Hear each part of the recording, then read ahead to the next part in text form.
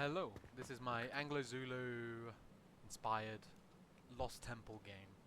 So, this takes place within South Africa in the 1800s, and you are the illegitimate son of Senzanganakona, and you are a young King Shaka. And your job here is to try and find this ancient artifact, which is fictitious, and that is said to belong in this giant tree. So, as a player, you begin coming through this little canyon, and the viewpoint here will just be forcing the player to see this, slowly revealing the main point of the mission. And as a low point, seeing the higher terrain and also the mission goals is a good way to kind of reinforce to the player where they're going. And as you get off your fixed perspective little boat, you can now gain movement to the game. You can carry on along the little shoreline. And as the world kind of reveals itself, you can see a lot more of the layout of the map. Still some things hidden with intentionally placed rocks and stuff, just kind of create moments of uncertainty to the player. Here we have our first interaction of gameplay. This character controller has no access to a crouch button, so I apologise. But whenever you see me in a bush, just kind of assume I'm going into some sort of stealth mode. Here is the first interaction with the enemy, quick backstab. This game is intended to be kind of a stealth action game. The player character having, just in this mission, a sword and a shield. So, dealing with this enemy, reiterating the viewpoints as this will be the way you're looking, I think is a good way to reinforce the narrative of the game. So carrying along the beach, I wanted this area to be kind of empty just because I wanted this to be not actually the encampment. And this guy here is probably out fishing or something like that. And I wanted the area up here to feel a lot more blocked up to make it feel more like a lived-in area. And down here is very much not actually in their territory. So as you reach this, you're given two viewpoints of two ways to go in. More of a low chaos and more of a high chaos kind of thing. And I wanted these big spikes here to kind of reinforce the idea of using wood as fortifications. One thing I wanted to try and keep valid in my game is that this is a Anglo-Zulu kind of game set in the 1800s, so access to materials isn't that high. The player character is supposed to have a grappling hook, so anytime I teleport, I will go through when I'm supposed to be pulling up. So the idea here is you pull yourself up and you get to a high point, giving yourself a privileged perspective of the area. Still some things hidden by intentional viewpoint blocks. And I think this kind of idea of parallaxing is a good way to make players move to where they want to go to. Messed up that jump. You can sneak past this window and you still have options to play through. Yeah, I wanted the gameplay to kind of have multiple options no matter what happened. You can deal with this guy. You can deal with this guy.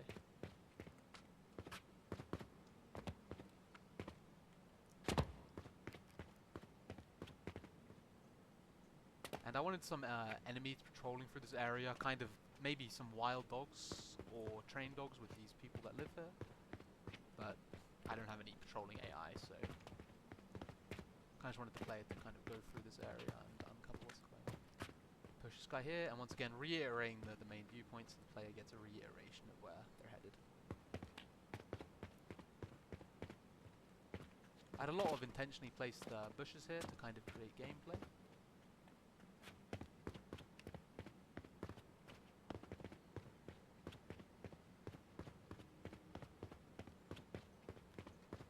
But yeah, just kind of imagine a big patrolling group here that you have to use these bushes and time your movements.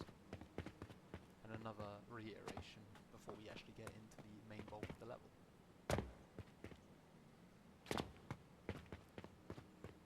So as we see here, as a player, this bridge is being quite watched and it's also broken, so I'd hope as a player you kind of realise that unless you want to get immediately swarmed by the enemies here, the best way to do is to kind of go around. And I have intentionally placed trees here to kind of incentivize and viewpoints of this so you know where there's an option to go. Another moment for a backstab. A grappling point here, once again at the teleporter. The idea is kind of swing along, kind of like an Uncharted kind of swing.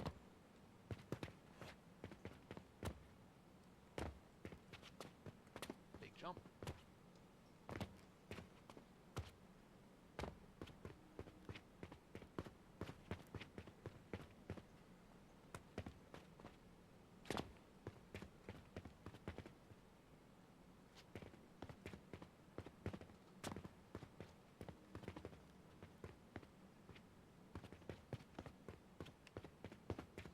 few different ways for the player to go in this area.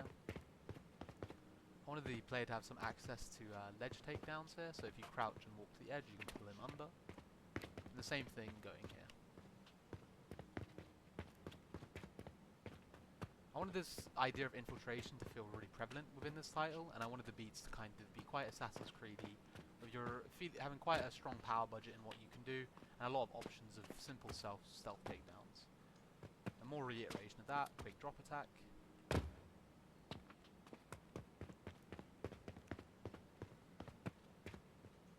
Oh, one thing I forgot to mention, sorry, is that if the player wants, they can hook from here and climb up to that point. But I'll just take this other route first, where you could possibly sneak up on the watchtower.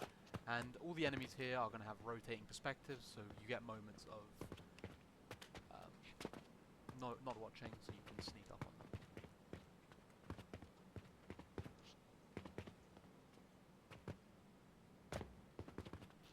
An area that reintroduces the option of crouching or climbing. So just once again, giving the player multiple options of where to go.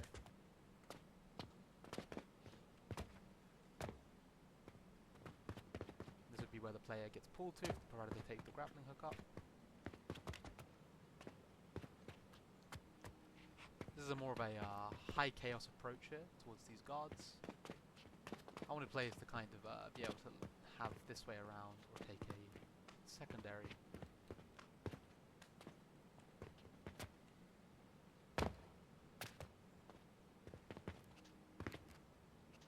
And provided the player takes this way, they get a option to take down these enemies in a more quiet manner. So a little combat encounter here would play. Enemies spaced here to kind of be able to take down one and then fight the other ones. Still with spacing between, so you don't immediately have to fight all three, or just two at once. I'll show you this other way around.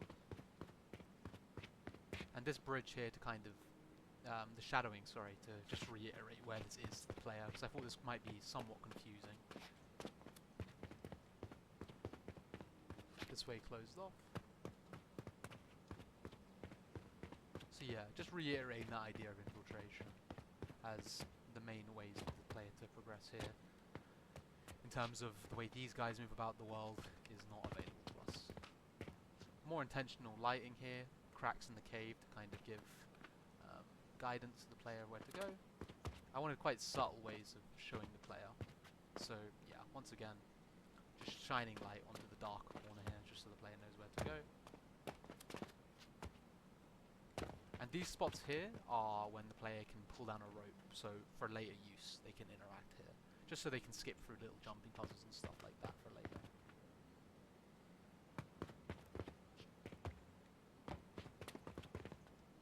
First little tribal house.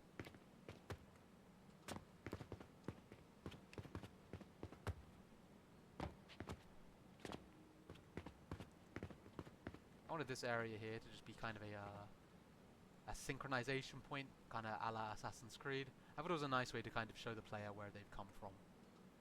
And maybe some eggs here or something for crafting would be a appropriate choice, provided the game doesn't have a synchronization point. And yeah, just more ways to get back down here, provided the player wants to. A few options to the player here are to go up the main path. They can swing along this out of some of these fortifications that have fallen slightly. For now I will take the main path just to show what that would be like. And as a player you'll immediately be aggroed by these enemies, and if you go to deal with them, these enemies will also see you, and then you'll have quite a bad time pretty quickly. But yeah, more of a high chaos approach. So yeah, once again bringing incentive to that idea of infiltration. And for now I will go the first secondary route.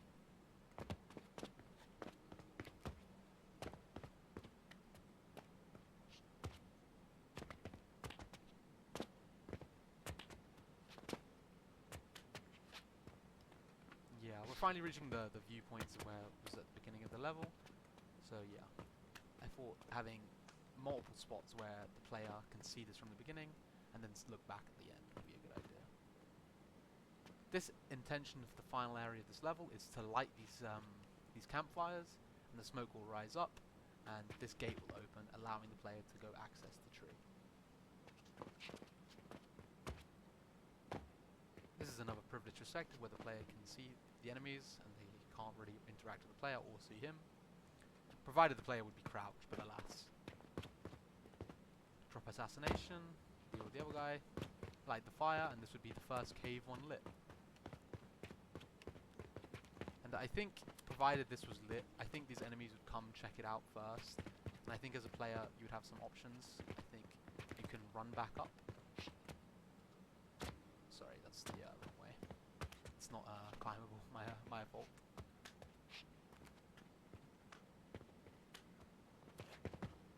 Yeah, these enemies can come through in here, and then as a player, you can kind of sneak past, drop down.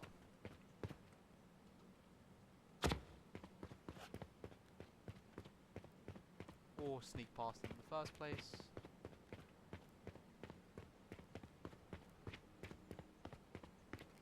This is progression, and these gates will open when these are lit. This is the thing I was talking about. And as a player, you have the option to sneak around as well.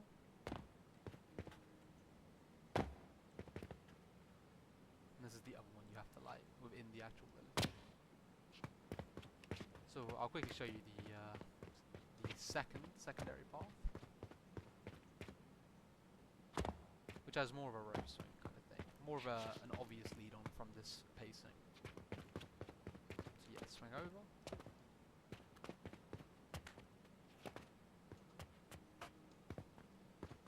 You get a little viewpoint of these enemies here. Deal with them. Deal with them. You can light this one. And for a player that wants to go this way, they can sneak back down there and avoid those ones entirely. So I just wanted to kind of create this multi-layered options for the player and how they want to interact with this area. I took a lot of inspiration from Arcane's level design. I was studying it for my dissertation, so I've been really trying to introduce a lot more parallaxing, obvious viewpointing of the levels, and multiple different play styles that all kind of coincide with what the player's goals would be in an area. Upon lighting these up, this gate would open up, and you'd be past it, and then you can head up towards the tree. The idea here is that this gate would open up. It's kind of the idea of magic. It's kind of the reasoning of this gate opening up. It's kind of supposed to be spiritually in tune with this tree. This is kind of supposed to be like a God Valley kind of thing. So that's the world building of this. And this is supposed to be quite a majestic, beautiful, lush canyon here with running waterfalls. And you can kind of see, I'm sure, the ideas of where that would be. But alas, there is no actual decoration of this area because it's not playable right now. So we'll head towards the tree, which is the final section of this level design. 1 second, sorry.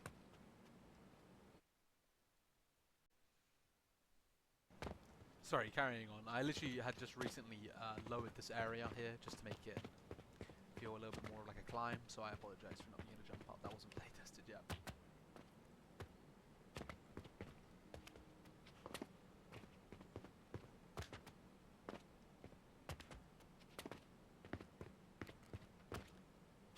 As we reach this massive tree, the player will be given the artifact, and they will be given the option to look back over the entire level. Also providing the players with the option to jump, provided they want to, or carry on to the God's Valley. So yeah, thank you all for watching.